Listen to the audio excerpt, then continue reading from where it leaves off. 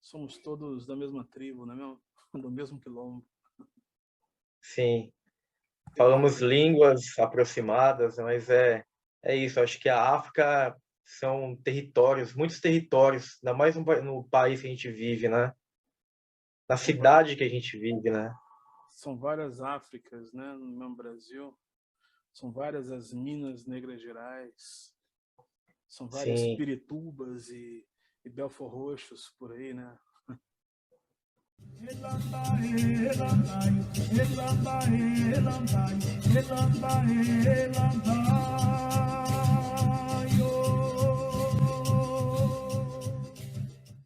Ele nasceu Jefferson de Assis, é morador da cidade de São Paulo e criado na região sudoeste, próximo ao município de Taboão da Serra. É dançarino de rua desde 1993.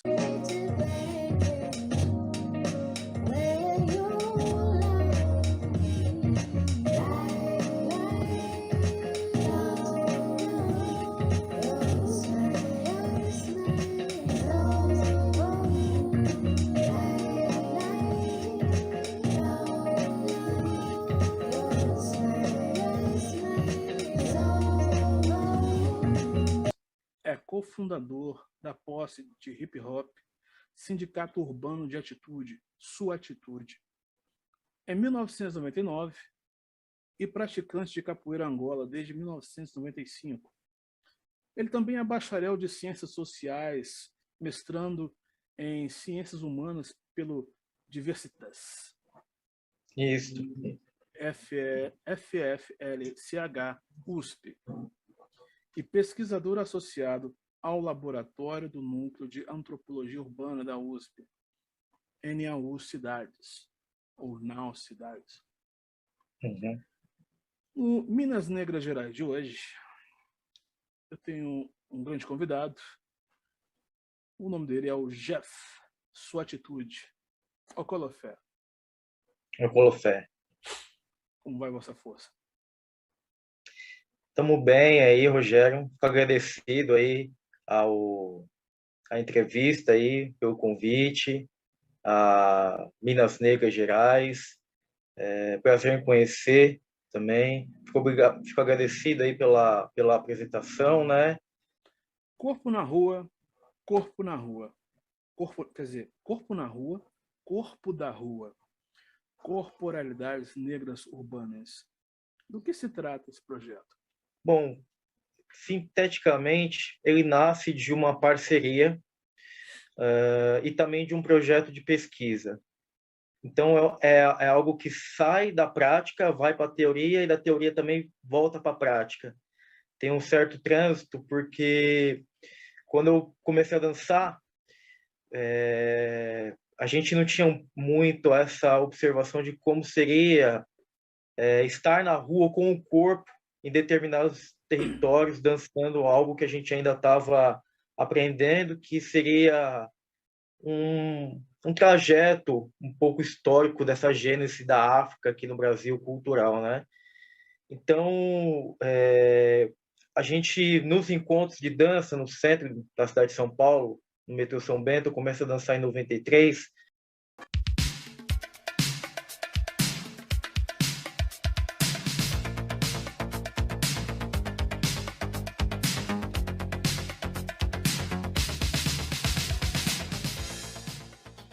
Nosso tempo aquele, viu? E ali é onde a gente fazia racha ali, ó, naquele meio ali, ó. Dá saudade, não tinha essas mesas, né? Ah, era tudo aberto, né? Aqui onde tá esse jardim era um cimentado que funcionava como palco, né? A gente ficava lá naquele canto ali, ó. Mas a gente ocupava todo esse espaço aqui, ó. Sábado isso aqui fervia. Ali a gente colocava o rádio na tomada, a gente colocava as bolsas meio que por cima, era aqui, ó. Aí quando o segurança vinha, a gente tirava. Isso fez com que a São Bento, por vários anos, se tornasse o pó internacional dos b-boys, principalmente. A gente passa a ocupar espaços que até então não se pensava-se comumente que a dança poderia se ocupar, que era a rua. Então, nasce um pouco desse diálogo de como a gente percebe um pouco esse espaço da rua, de como ocupar, né? Também revela uma questão aí dos usos e os desusos da cidade pela juventude preta, da periferia, né? Porque muitos que ocupavam a região central vinham da periferia. Inclusive, em Minas, eu sei que tem um projeto muito interessante, que eu já conheci, o centro de BH, né? Sei que tem várias quebradas, mas tem um Quarteirão do Sul, né? Que eu sei que tem uma história muito antiga também. A gente conheceu alguns dançarinos, né? Aí, enfim. E aí o projeto, ele, por conta dessa trajetória, nasce a necessidade de estudá-lo e pesquisar um pouco mais aprofundado, tentando debater com outras epistemologias aí que a gente está tentando discutir mesmo. Acho que, por enquanto, é discutir, né? Colocar em xeque algumas questões que estão aí nas ciências sociais, nas ciências humanas e na nossa sociedade contemporânea. Acho que a questão do corpo e do corpo negro periférico precisa ser discutido. Então, por conta disso, o nome Corpo na Rua, Corpo da Rua. E segundo, porque eu faço parte de um projeto da Secretaria Municipal de Cultura e estou desenvolvendo uma articulação na área de dança com alguns articuladores na região da Zona Sul de São Paulo. Entre eles, uma figura da dança que já está mais tempo na dança do que eu, né? Que é o Marcelinho, o Backspin.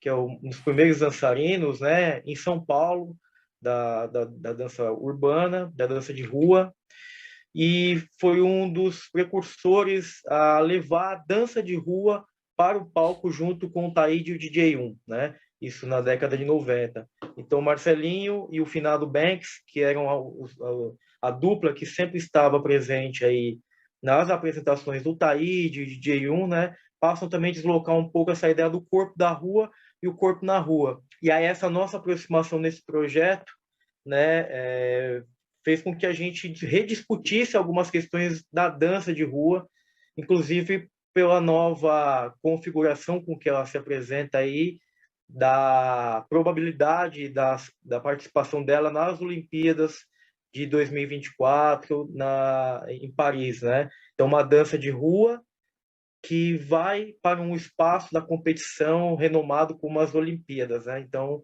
fecho dizendo que o corpo na rua e o corpo da rua busca repensar esse processo. Sem dúvida. Levando em conta que antes de você ir dançar, eu creio que você deve ter uma preparação física, não é mesmo? Um aquecimento antes de iniciar uma dança. Me corrija se eu estiver errado. Não, perfeito. É isso mesmo. Perfeito. Aham. Vem cá, a conscientização sobre as potencialidades do corpo negro e periférico é o alvo central do seu projeto. Quais seriam os objetivos já conquistados até o presente momento?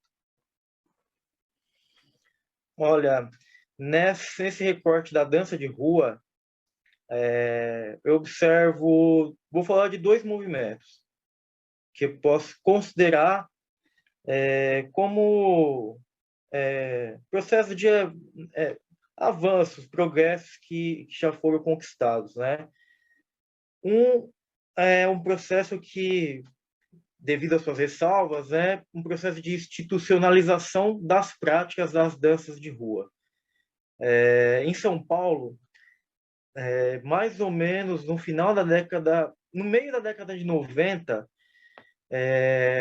passa-se a ter um diálogo de alguns espaços, circuitos do teatro renomado da dança, com algumas alguns dançarinos. E um dançarino tem uma sacada interessante, que é formar uma companhia de dançarinos de rua, onde ele vai ter uma possibilidade de ter algo mais fechado, um grupo elaborado, com alguns dançarinos seletos, para poder fazer um diálogo com algumas instituições que não são as instituições da rua, a negociação que se tem no espaço urbano. E aí esse coletivo, essa companhia, que inclusive é uma companhia que eu pesquiso, ela passa a fazer uma negociação com os espaços do teatro, e com um teatro super renomado de São Paulo, que é o Balé Estágio. E aí essa troca entre o Balé Estágio e esses dançarinos de rua passa a forjar necessariamente um outro lugar de ocupação, que é o teatro. E aí tem-se um público também diferenciado, não é um público só dos dançarinos, só da cultura hip hop, né? Mas um público diferenciado que passa a apreciar a dança e conhecer mais o que é então a dança de rua, que faz esse movimento da rua aos palcos. Tá ligado que não é fácil, né, mano? Se liga aí. A carne mais barata no mercado é a carne negra. A carne mais barata no mercado é a carne negra. A carne mais barata no mercado é a carne negra. A carne mais barata do mercado é a carne negra. Só cego não vê. Que vai de graça pro presídio e para debaixo do plástico. E vai de graça pro subemprego e pros hospitais psiquiátricos. A carne mais barata do mercado é a carne negra. E um outro que eu destaco é em relação à Lei 10.639, que aí a gente poderia dizer que quando em 2003, quando essa lei foi elaborada, Sim. a cultura hip hop e a capoeira, elas passam a fazer parte da obrigatoriedade do ensino dela nas escolas, né? Então, essas culturas também foram contempladas pela Lei 10.639. Sim, foi feito um recorte, né? Eu dei uma olhada nos materiais, eu tenho alguns materiais, mas são materiais de educação física. Sim. Então, o professor de educação física trabalharia com, sei lá, talvez aqueles calendários que a escola coloca, trabalharia, sei lá, a capoeira num dia e a dança, tentando pela dança abarcar a cultura hip hop, o que é muito interessante, porque se entende a cultura hip hop muitas vezes pelo rap, pelo verbal, e não pelo corporal.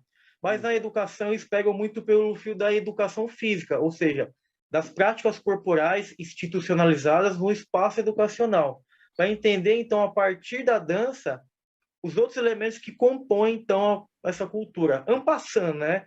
Assim, obviamente que não há nenhum aprofundamento, mas eu destaco esse ganho. Não estou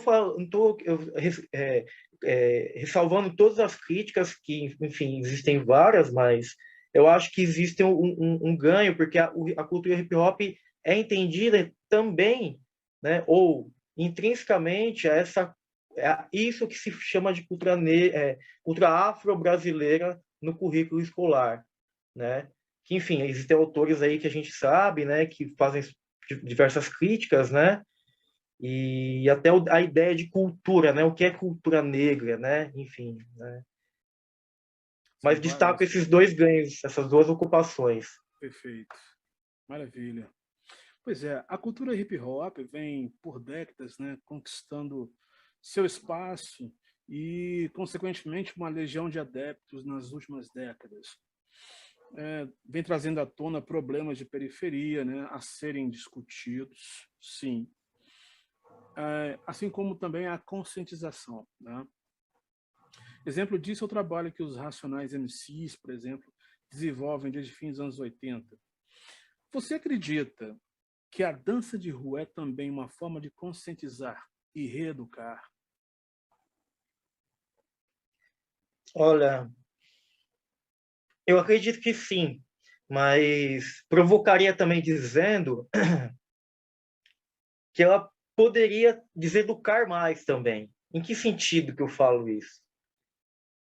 A gente está num momento de um certo pensamento imperante do que é ciência, do que é educação, do que é a cultura, e muitas vezes são visões que estão homogeneizadas no tempo, e talvez o hip hop também, enquanto uma cultura que veio e também está no mercado como uma cultura de massa, né?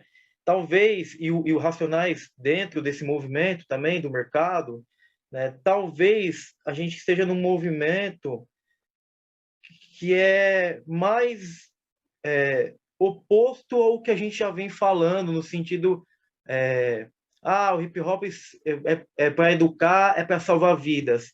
Ou seja, essa missão salvadora talvez esteja caindo por terra, porque não o perfil, mas o público da cultura hip hop vem mudando muito.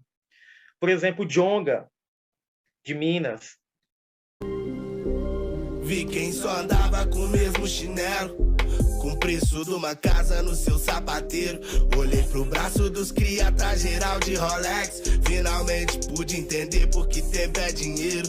E eu tô tirando o pé pra ver se os otários me alcançam. Tô tirando o pé pra ver se os otários me alcançam. Tô tirando o pé pra ver se os otários me alcançam. Tô tirando o pé pra ver se os otários.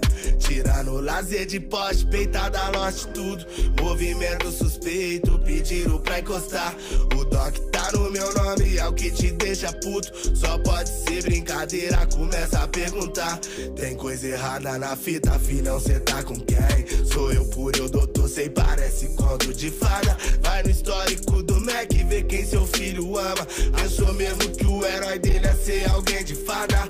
Eu tô tirando o pé pra ver se os otários me alcançam.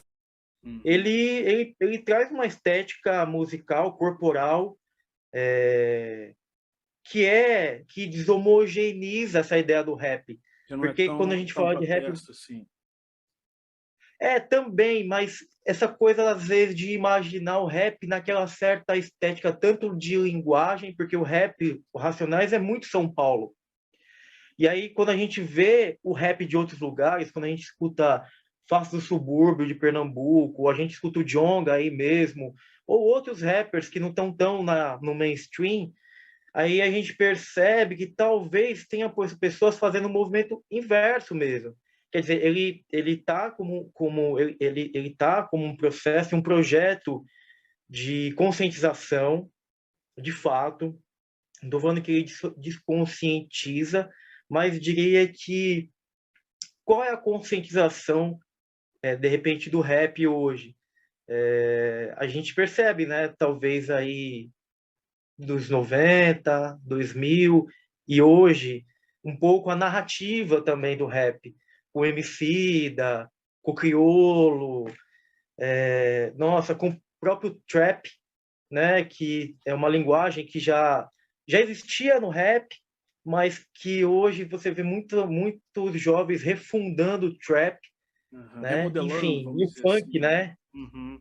Perdão, Rogério, desculpe. Nós tivemos aqui também no nosso programa um rapper de Goiânia, né, que sai um pouco fora do eixo Rio-São Paulo, né, como sempre acontece. Mas é um cara que tem letras muito interessantes, ele é o Esquina 21. Né? Olha o nome, que interessante. Muito interessante, vale a pena você pesquisar depois. Dá uma olhada na entrevista também, bem bacana. Eu vou ver, Esquina 21, já até guardei, é um nome que você escuta. Legal. Não diga nação no coração. Viemos do navio negreiro, onde a capacidade desse povo um olhar sem desespero. Eles querem viver, eles querem comprar.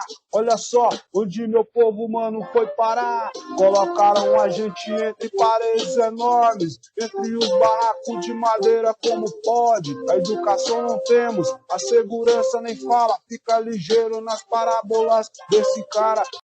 Boa. Isso é aquilombamento, né? Essa é a forma que a gente tem de trocar ideias. Isso é legal, Rogério. É uma sancofa de memórias também, né? Porque é uma forma da gente se reaproximar nesse território tão vasto, né? E a gente, né, foi dividido, né? O Minas, São Paulo, Bahia, Pernambuco, e tudo fala o rap, tudo fala a dança, essa dança de rua que a gente está falando, mas é isso, né? É disforme, não é tão uniforme. Verdade. Sem sombra de dúvida. A gente vive uma problemática ultimamente, assim, nos últimos 500 anos. O Brasil ainda é um país extremamente racista e preconceituoso. A dança de rua também sofre preconceitos? Quais seriam as formas? Essa é uma pergunta interessante também, que vai muito em diálogo com a pesquisa que eu estou fazendo. Os corpos desses personagens que fazem a dança de rua são corpos menos aceitos. São corpos não brancos, muitas vezes. E são corpos de sujeitos dentro dessa máquina de moer gente também. Então, são sujeitos que muitas vezes chegam com um corpo mais, talvez, defensivo. Eu li um doutorado de um amigo meu, que ele circulou a Bahia, tal, sobre boxe, e ele fala no Osmundo, um pesquisador da Bahia, um pesquisador negro da Bahia, fala da postura do destemido num texto, que é muito interessante, que é nesse sentido, ele fala um pouco de como os jovens da Bahia, ouvindo lá botando a base, eles vão né, isso na Bahia inteira, eles, né, nesse movimento tal de reconhecimento também, tem uma certa masculinidade ali, né? Então na dança de rua também tem muito isso, né? A exaltação, inclusive, dessa masculinidade, por isso que ela afasta também nesse sentido, mas é um pouco isso, ela passa por preconceitos por ser de espaço da rua, por ser de pessoas que tem uma corporalidade que dialoga menos com o espaço hermético, ele dialoga mais com o espaço da rua, o cenário, o espaço público, não privado, né? Então também tem uma relação do corpo, do público e do privado, que eu acho que esse preconceito ele acontece, né? E um outro dado que esse é interessante da gente comentar, é de observar como muitas vezes a gente observa a dança de rua na imprensa, via mídia. Dizer que é algo que também eu venho discutindo com alguns amigos, com um amigo meu também que pesquisou um rap, um MC aqui de São Paulo, o Ataliba Man, com a música política, e ele vai falar de uma coisa que a gente vem discutindo, que é a caricaturalização do corpo desse personagem do hip hop. Trago 2 destaques. 84, com a novela Partido Alto, quando o grupo do Nelson Triunfo, com a Funk Cia, aparece na introdução da novela. Sim. Destaco esse caráter caricato, e destaco um comercial que você vai lembrar, que vive passando em alguns canais, que é do Vodol. Se você for ver, o que são aqueles germes dançando do Vodol no comercial? São dançarinos de rua. Depois você coloca lá, tem um jingle, né? Quer dizer, é uma comercialização de um produto, um medicamento, um fármaco para você curar a frieira do pé. Aí toca um jingle. E nesse jingle, entre as frieiras, que seriam os germes, os diversos germes de várias cores, dançando em cima desse jingle com movimentos dos dançarinos de rua. Então, essa é uma forma muito nítida de você caricaturalizar elementos de uma cultura que ela é hierarquizada visualmente, né? Então, diria isso, que seriam as formas visuais, né, que eu poderia apresentar para a gente poder refletir um pouco. Sem dúvida. Até mesmo para que possamos nos conscientizar, né? E quem sabe assim ampliar o campo de visão, né, e opinião sobre, né, essa nova cultura, porque a cultura de dança de rua é praticamente uma nova cultura, não é? Me corrija se eu estiver errado. Sim, sim, sim. Como bacharel em ciências sociais, qual a sua opinião a respeito das políticas públicas em prol das comunidades de jovens carentes no Brasil de hoje, em especial jovens negros de São Paulo e outras partes do país? Pergunta capciosa. Vou arriscar aqui, que eu acho que é uma contribuição para todos nós, né, para a gente pensar também. Eu não conheço todo o Brasil, conheci alguns lugares, e os lugares que eu circulei, eu pude ver que, em relação à cidade de São Paulo, Sudeste, existem precaríssimas políticas públicas para a juventude. Poderia dizer que quase nada em alguns lugares, né? Isso é uma característica que vem sendo intensificada agora nesse governo, mas com o governo anterior a gente tinha alguns financiamentos federais que estavam dando conta, não dando conta, não é esse o nome, mas estavam tentando chegar um pouco mais no Brasil. Vou destacar um que é muito legal da gente falar, resgatando inclusive do governo anterior, que nasceu com o MOB, que é o Movimento Hip Hop Organizado Brasileiro. E ele nasceu com uma figura hoje que não está entre nós, que faleceu inclusive numa correria assim do MOB, que é o maranhense Preto Góes. Ele foi um principal articulador de uma negociação e de uma aproximação que nós tivemos com o Gilberto Gil, que na época do início do governo Lula foi o ministro da Cultura, que foi exatamente de potencializar ações no Brasil que estivessem lidando com culturas periféricas e com a cultura hip hop. E aí, por meio de um edital que foi aberto na época, seria possível tanto amparar esse coletivo por um tempo com equipamentos, com formação técnica para gerir o projeto, com questões de ampliação da tecnologia do coletivo, se precisasse de mesa de vídeo, mesas de áudio e tal. Eu estou tentando lembrar o nome do ponto de cultura hoje, mas na época o ponto de cultura ele tinha um outro aporte. Sim. E nesse movimento a gente percebeu que as políticas públicas estavam passando a ter uma amplitude no Brasil. Então o hip hop teve uma importância nesse período, que foi justamente aí final de 90, início dos anos 2000, de um diálogo aproximado com alguns governos que conseguiram pensar a questão da política pública para a periferia e para o Brasil como um todo. Mas isso foi mudando com o tempo, obviamente, e com o governo que a gente, com o desgoverno que temos hoje, a gente vê que o Sudeste e o Sul são as regiões que acabaram ficando ainda com um implemento, mesmo que ridículo, mas para fazer projetos para a juventude e desenvolver em territórios periféricos, negros e negras, ações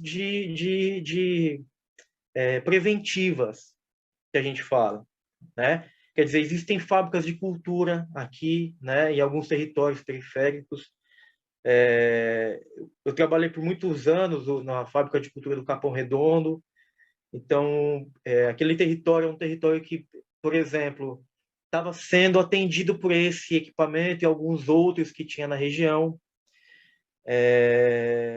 Existem até hoje, embora a gente fale bastante do seu sucateamento, os próprios CEUs, Centro de Educação Unificados, que existem aqui, muitos estão sendo realmente abandonados. Existe um pouco também assim, alguns territórios do equipamento e a gestão também não tem o devido cuidado, atenção e articulação, né, com o território. Então, nesse sentido, a política pública ela chega de uma maneira defasada, né? E aí, finalizando essa ideia, para a juventude, nos últimos anos, as políticas públicas têm sido reduzidas, mas está acontecendo um rearranjo, porque, por exemplo, na Secretaria Municipal de Cultura, onde eu estou desenvolvendo trabalho como articulador no programa vocacional, a gente viu a criação de um edital para o hip hop. Isso era uma luta da cultura hip hop de um tempo da cidade de São Paulo. Então, isso existe, já foram contemplados os coletivos, e um outro edital, esse mais para criança, mas um outro edital que vincula um pouco alguns equipamentos do CEU, que também atende a juventude, e amplia um pouco o escopo para artistas educadores poderem trabalhar por meio desses editais, nesses espaços das quebradas, nas periferias mesmo. Então, tem um pouco isso, assim, né? Perfeitamente. E, oxalá, a gente tenha projetos como esse, não só em grandes capitais, mas também pelo interior do Brasil, para que a gente... São conquistas que o nosso povo preto, né, e ameríndio também vai conquistando o Brasil afora. Sim. Jeff, sim. Muito obrigado por sua participação aqui no Minas Negras Gerais. O nosso tempo é um pouco curto. Espero que tenhamos mais oportunidades de outros assuntos, outras conversas, numa outra oportunidade. E antes da gente fechar, eu gostaria que você deixasse uma mensagem para nossos pretos e pretas Brasil afora. Diga lá. Legal, agradecido, Rogério, mais uma vez aí pelo encontro, o bate-papo, a reflexão, o fazer pensar, né? São Paulo, Minas, acho que precisamos expandir, espraiar mesmo esses pensamentos, né? Deixaria, acho que, para a gente pensar aí, talvez, de observar, de atenção. E uma coisa da rua, acho que do hip hop para a gente, é dizer assim que as ruas estão olhando. Sempre as ruas estão olhando, né? Então, eu, você, ele que faz um rap, isso o KLJ fala, né? Que faz um grafite, que dança, que canta, que se aquilomba, que se movimenta, né? Que acredita, né? As ruas estão olhando, a gente está atento e a gente também é movimento. Corpo é território, corpo é negritude, corpo é África, corpo é América Latina do Sul. E estamos juntos, agradecido. Axé para nosso povo, axé para todos nós. Conversei hoje com Jeff, Sua Atitude, diretamente de São Paulo. Jeff, Sua Atitude é prova de um Brasil preto que dá muito certo. Força para nós! Axé, força, mano!